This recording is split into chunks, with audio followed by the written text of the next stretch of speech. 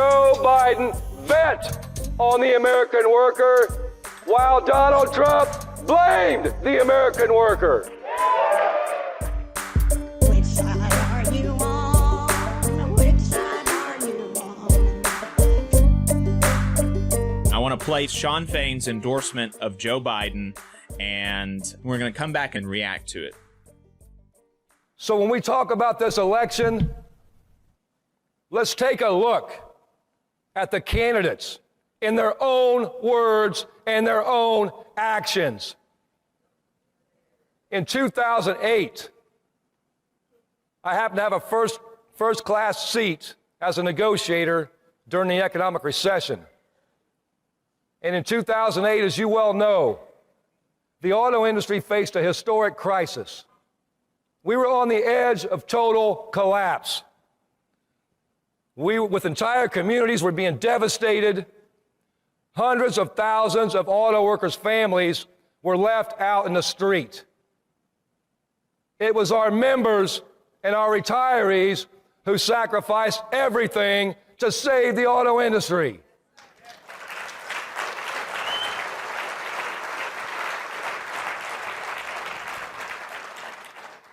In that moment, Donald Trump said, and I quote, "I think that the unions are really, really hurting very badly what's going on with the auto industry," end of quote.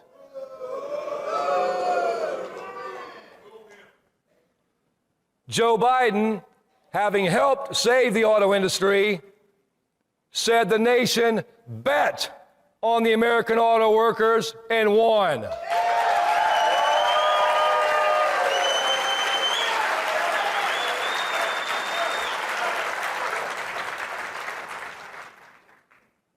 In 2015, when he was first running for president, Trump went even further.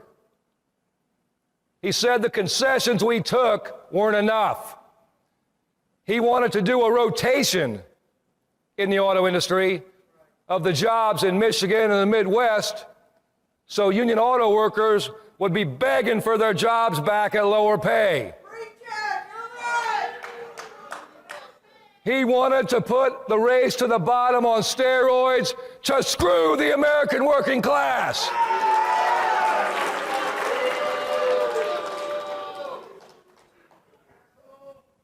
Also,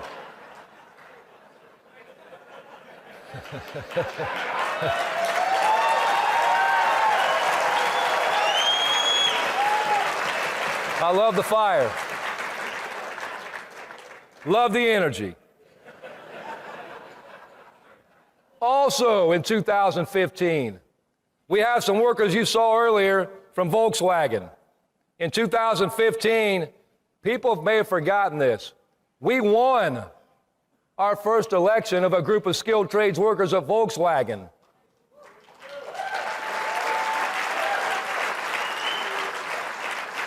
And we're still trying to organize there today. And you want to know why?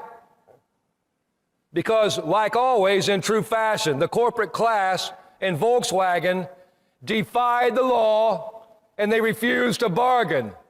And they did this for one reason. They were dragging it out as long as they could because they knew that Trump's National Labor Relations Board would undo our victory. That set us back a decade.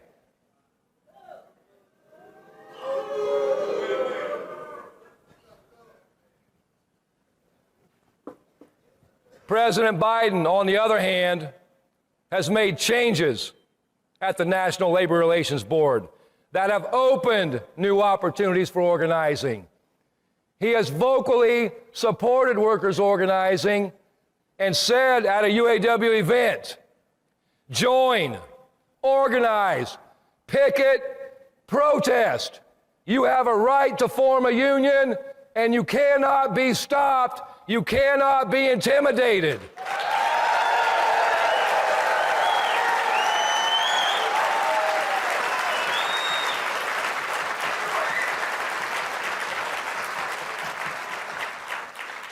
It matters who runs the National Labor Relations Board. If we're going to grow our union and organize the unorganized and help the working class, we have to have the right people in power. But it's not just about organizing. Let's talk about plant closures. In 2019, at the height of profits, GM closed Lordstown Assembly Plant. And GM is to blame for that decision. But then President Trump stood by and let it happen. Worse, he joined in the beating after telling Lordstown workers, don't sell your houses. What did he do? Trump attacked Brother David Green, who was then president of Local 1112 and is now serving as our Region 2B director.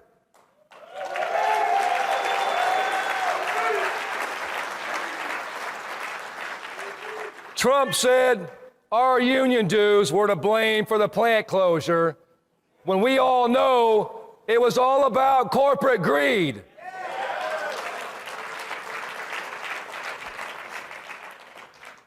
In 2023, Belvedere Assembly Plant was slated for closure by Stellantis.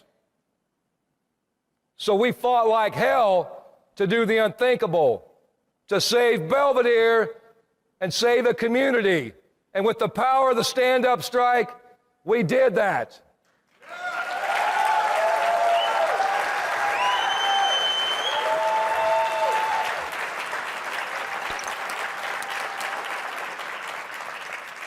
But what I don't want you to forget is we also, in that fight, had the President of the United States by our side every step of the way.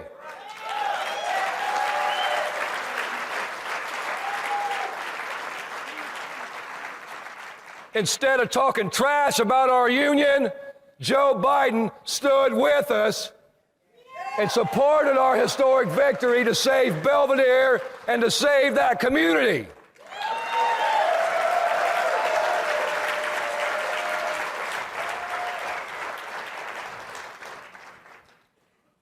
And let's talk about making history.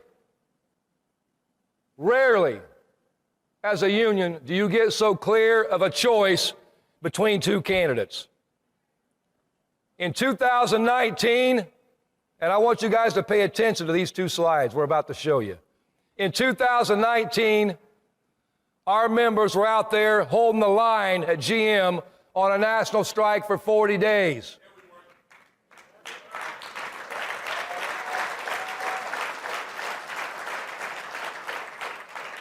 Trump was the sitting president. And I want to show you a picture of what Trump said and what actions he took to help the American auto workers striking at GM when he was president.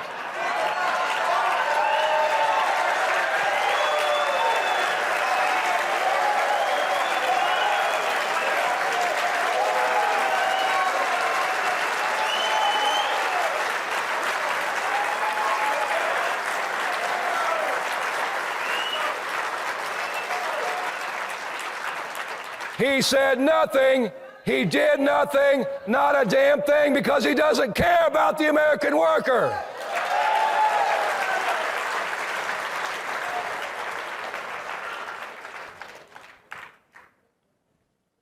Now here's what Trump did to help the American auto worker in our 2023 historic stand-up strike now that he's running for president. He went to a non-union plant, invited by the boss, and trashed our union.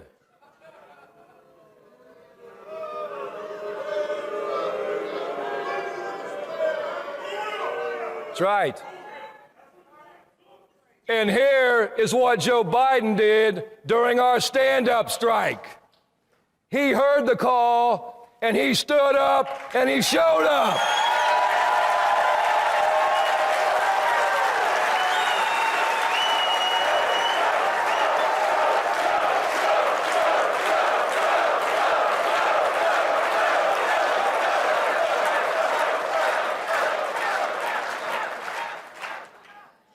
He joined us in solidarity on the picket line for the first time in our nation's history.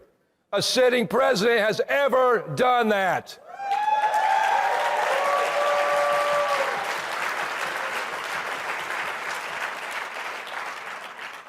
He said on live national TV that the big three, and I quote, should go further to ensure that record corporate profits mean record contracts for the UAW and the workers.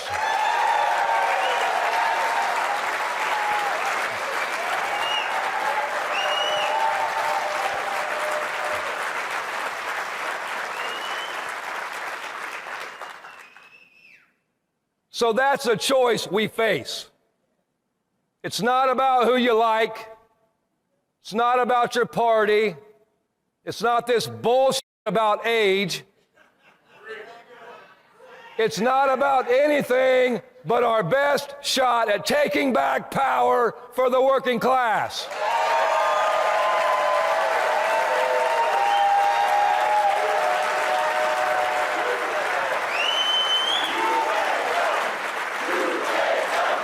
UAW, UAW, UAW.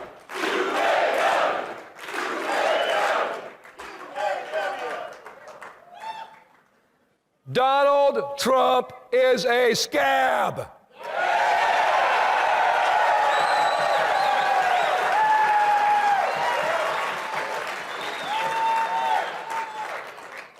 Donald Trump is a billionaire, and that's who he represents.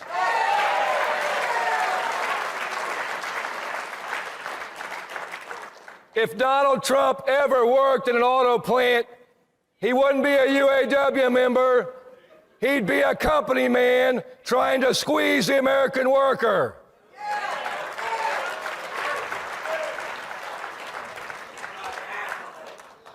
Donald Trump stands against everything we stand for as a union, as a society. When you go back to our core issues, wages, retirement, health care, and our time, that's what this election's about.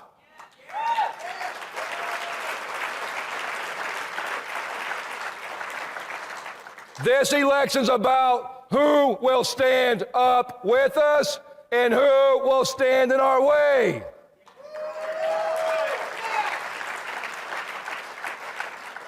Those are the questions that will win or lose this election and will decide our fate. Those are the questions that will determine the future of our country and the fate of the working class.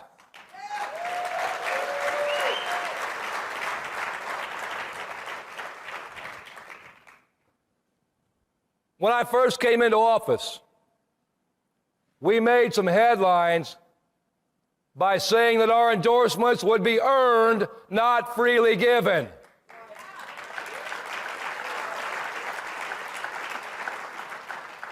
We've said we'd stand with whoever stood with us in our fight.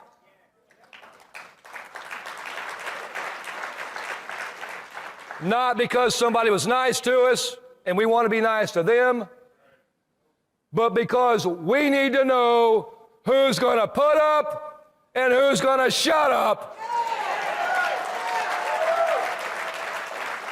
And going even further, we need to know who's going to stand up with us.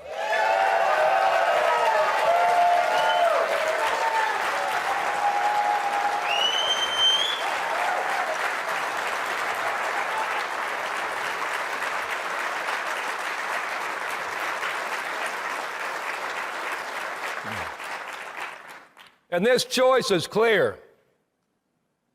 Joe Biden bet on the American worker, while Donald Trump blamed the American worker.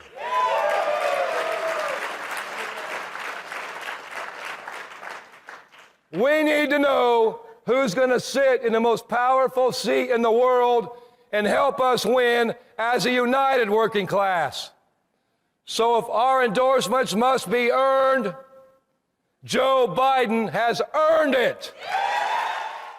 Hey, 5 seconds. Just wanted to say that this is only possible because of our donors. If you want to see more of this, then consider donating yourself at tvlr.fm/donate.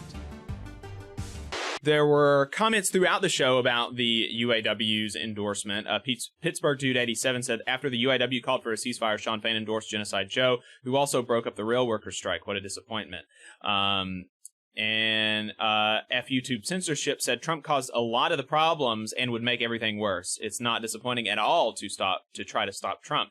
And that's kind of the, and then the one of the more recent comments, Notary S said, I was expecting an eventual dim endorsement, but it was too early. Lost a lot of bargaining power. Still a fan of Fain and the union, and I'm sure they had reasons I don't know, but that's my personal take. And those are kind of that's pretty representative of the range of opinions about this, and I think the latter being the most common, or at least the most common among kind of the labor left, the people who are kind of in the same circles as we are, ideologically and strategically. There's, I think, something approaching a consensus view that this was still too early and the timing didn't make sense, with it being about 9 months out from the election.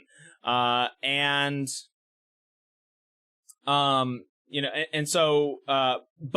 a lot of the people that are saying that, it's still a pretty consensus view that, the union should probably endorse Biden at some point. The question is only kind of when.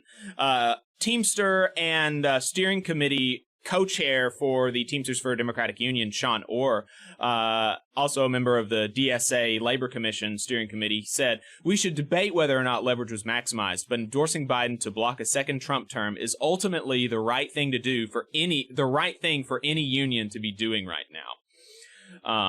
On the effectiveness of Shawn Fain, which is why I wanted to play that, and why I wanted to play that speech, and why I wanted to play that speech for the radio audience. Miles Kampf-Lasson, who works for In These Times, he said that maybe the best spokesperson to take on Trump and make the case he's an anti-working class candidate in 2024 is UAW President Shawn Fain. Sounds like he's already on the campaign trail, and Biden is extremely lucky. And that is, of course, true. Whatever you think about literally anything else, that is just objectively true. That Shawn Fain is one of the best people to do this, and he is doing that, making the case that Trump is an anti-working class candidate in the most effective way that I have heard throughout the campaign season. I have not heard a more convincing speech for the Biden candidacy than what we just played. And I think that we're going to see more of that from Shawn Fain, whether that's something that folks want to see or not. I think that's something that we will see. Somebody else, another union member on Twitter, said, of course the UAW endorsed Biden. Trump winning means that tens of thousands of UAW members could lose bargaining rights. Republicans do not believe that grad workers should be able to form unions. Trump's administration literally tried to take it away when he was president. And that is true.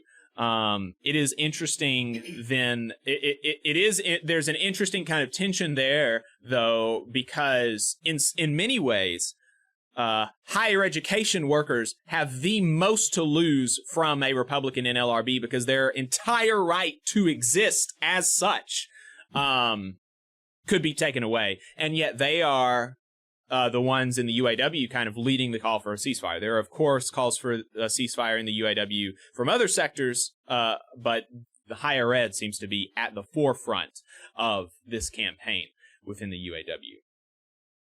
There was one UAW member, a public defender on Twitter, said that whatever your opinion of the UAW Biden endorsement, it stung to see one of my best friends dragged out of the CAP conference, and it was painful seeing my union siblings who organized day and night for a ceasefire to be drowned out.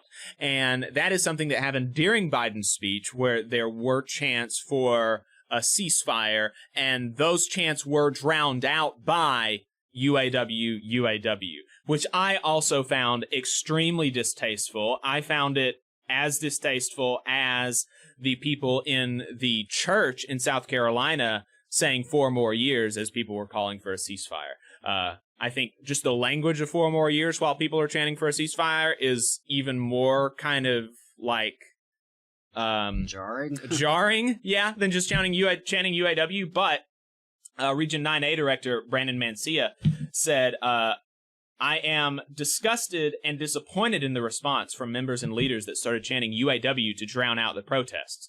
Our union's name should not be used as a tool to silence speech for peace and social justice. And I think that is, I think that makes a lot of sense as well. You didn't have to, there was no reason to do that because the Secret Service was pulling these people out, and UAW members did not have to, dirty their hands with that. There was no reason for that at all. Right? They could have just let the Secret Service take those folks out, and then Biden goes on with his speech. I think chanting UAW, like Mancia said, was really kind of a step too far, and like you said, Adam, jarring. Yeah, I wouldn't have done it. Reporting on those protesters being dragged out, though, there was an attempt to separate the protesters from the UAW. The White House New York Times reporter, in fact, their reporting on this said, quote, Gaza protesters dragged out on the floor by their hands at this Biden speech, UAW workers trying to drown them out. Right? So they're trying to say that these are different groups of people when in fact it's the helmets versus hard hats thing again. Well, no, I mean, they're just saying that they're not UAW workers when they are. The protesters were UAW workers, right? Right. Whatever their sector, they were UAW workers. They were not a separate entity from the delegates. They were delegates to the conference, members of the UAW, elected or appointed by whatever mechanism their local union had to send them to this conference. Absolutely. Democratically accountable and with that authority. Yeah, and it's pretty gross to see the media, try to misconstrue that. Another reporter said, workers don't seem surprised that the UAW endorsed Biden, but some are discouraged by the timing, especially as many in the crowds today and yesterday cheered as Shawn Fain and Rashida Tlaib called for peace in Gaza. Workers argue this early endorsement dulls their leverage. And that is, really the theme surrounded the timing and the dissonance with the UAW's official position as calling for a ceasefire and then endorsing Biden as this is all happening. And, Fain himself, like this reporter said, spoke about the Israel-Palestine issue. And so I pulled this clip. Let's just go ahead and play that so you can hear what Shawn Fain had to say about the issue. As I said last Monday, we celebrated Martin Luther King Day. And what Dr. King taught us is that the fight for economic and social justice is not bound by space or time. We don't stop our fight for justice at the workplace. We don't stop our fight for justice because it's not the right time. When and where there's a war, whether it's Vietnam or in Gaza, we call for peace.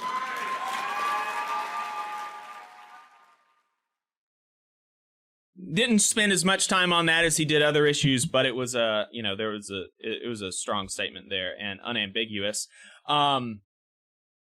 Alex Press in Jacobin eloquently, as always, wrote about why, because then there's the question, okay, why would this preclude the UAW from endorsing them, at least at this time? Why would a union even take a stance on foreign policy issues? And in Jacobin, Alex Press writes, the column, Internationalism is in labor's interests. She says, why do labor unions take positions on foreign policy? This is Alex Press. It's a fair question, but the truth is that foreign policy is not really, quote, foreign. It affects the lives of union members every day, and some members are more concerned with securing a ceasefire than whether Trump or Biden wins the presidential election. And setting aside the fact that many union members have family and friends who have been killed or maimed by Israel in recent months, and that a broad coalition of Palestinian unions has called for solidarity from their fellow workers around the world, not to mention the immorality of sitting on the sidelines during a massacre, war has economic effects. Later in the article, she talks about the U.S. labor movement's weakness in foreign policy historically, saying, when we don't support Mexican auto workers building independent unions that can actually raise their standards, we condemn ourselves to further job loss domestically as employers relocate south of the border to exploit a more captive workforce. Union members know that the floor must be raised for everyone, or the boss will begin moving work to those who do it on the cheap. This applies globally, too. There's a special obligation here in the labor movement to protect our brothers and sisters no matter where they may live. It is an extension of the same principle of domestic unionism. Workers divided among themselves will always be weaker in the long run. That's a very, very eloquent case for internationalism, and a correct one, in my view. Gonna share some more of Mancia's statement on the UAW's endorsement, because he had a lot of good stuff to say. And there was another interesting story that he relayed.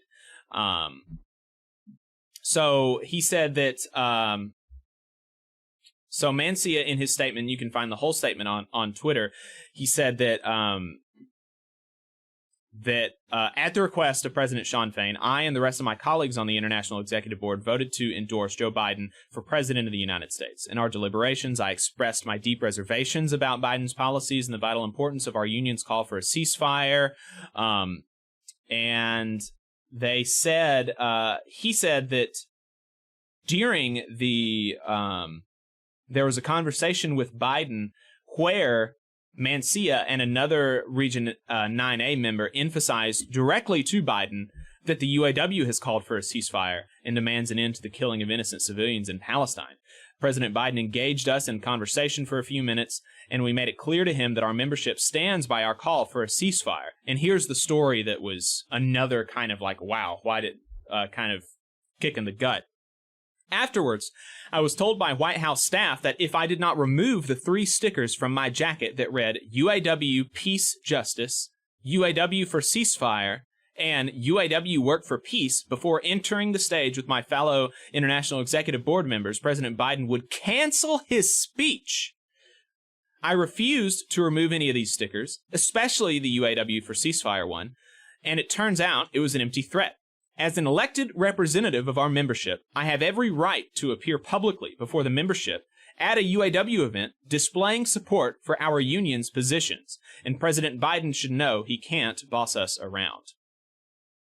And then he talks about how there have been calls for the UAW's endorsement process to be reformed, to make it more democratic so that it is not done just on a vote of the International Executive Board. Talks about work around that and around ceasefire work more generally. So yeah, I thought that was a good statement. Putting out, giving some people some more information and setting out some important principles on democracy and internationalism. You just saw a clip from the Valley Labor Report. We are live every Saturday morning from 9:30 a.m. till 12:30 p.m. And we pride ourselves on keeping all of our content free to everybody so that we can talk to as many working folks as possible. If you support the work that we're doing, you think that it's important, you think that it's good, then consider making a monthly contribution to the project, and you can do that on our website, tvlr.fm.